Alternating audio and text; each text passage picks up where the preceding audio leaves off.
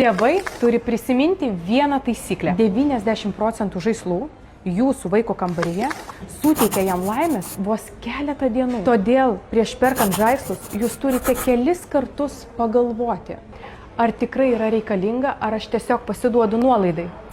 Ir žinote, ką geriausiai galite padaryti? Tai yra susitarti su savo vaiku. Dėl riboto dovanų kiekio aš kalbu apie žaislus ir laikytis plano. Sakykite vieną dalyką. Finansiškai raštingas vaikas užauga tada, kai tiesiog tėvai kalba apie pinigus laisvai, be jokio melo ir be jokių išvedžiojimų. Tiesiog duokite savo vaikui mažus tikslus ir leiskite sukaupti jam savo pinigus net tada, kai jisai dar yra labai mažas.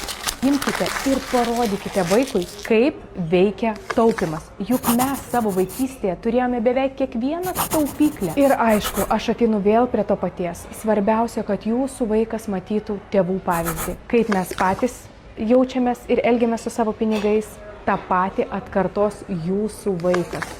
O ne tik girdėtų pamokymus, kaip reikia taupyti. Jūs parodykite jam savo pavyzdį.